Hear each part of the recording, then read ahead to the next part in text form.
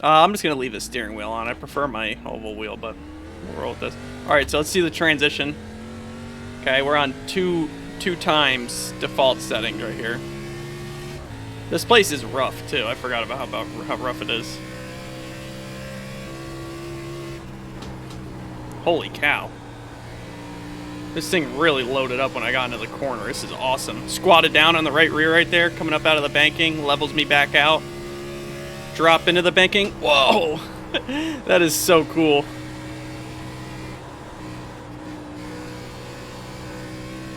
It's fun to mess around with higher settings on this thing for sure, just for that reason. Dover is so fast too, so much throttle time.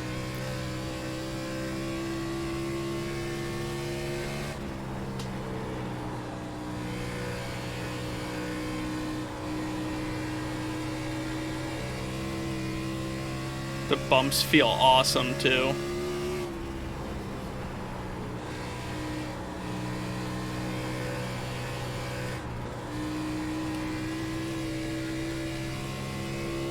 Yeah, Dover's crazy.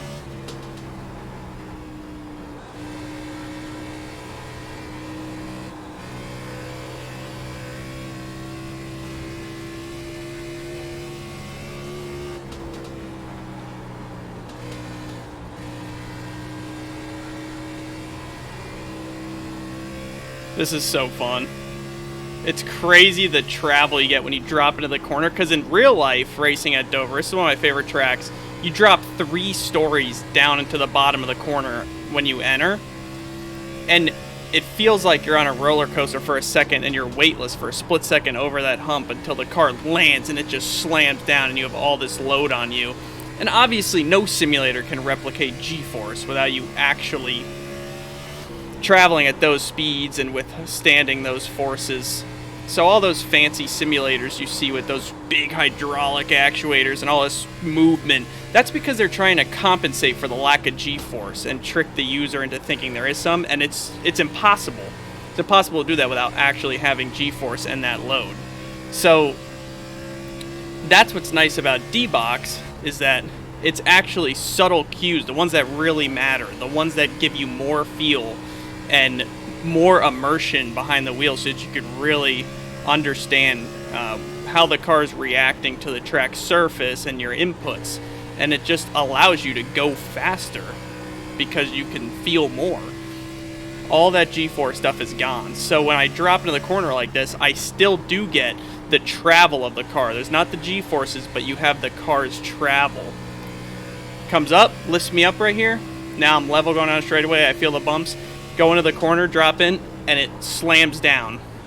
So it's actually replicating how light the car is over the hill into the corner and unloaded the suspension is, and then when it lands and loads up, compression. So I could actually feel that transition in the car through the D-Box technology haptic system along with all the bumps on track. It's really cool. I don't know if you could see how much it's jolted me around, but it's pretty epic.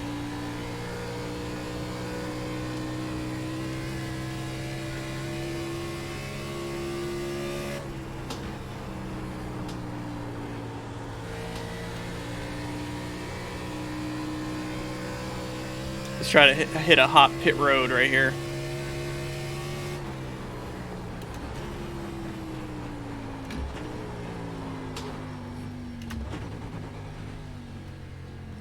That was pretty nice.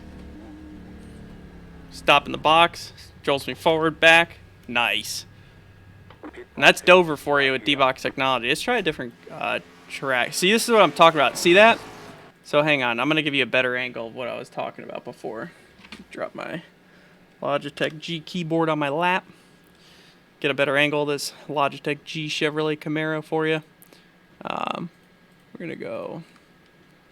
So watch the car, okay? So you go over the hump. Look how unloaded the suspension is. See how much of a gap there is between the fenders and the top of the tires? Now watch. It lands and loads up. And look, it's max compression right there. And its car is sealed off, right? But look how high off the ground it is right there.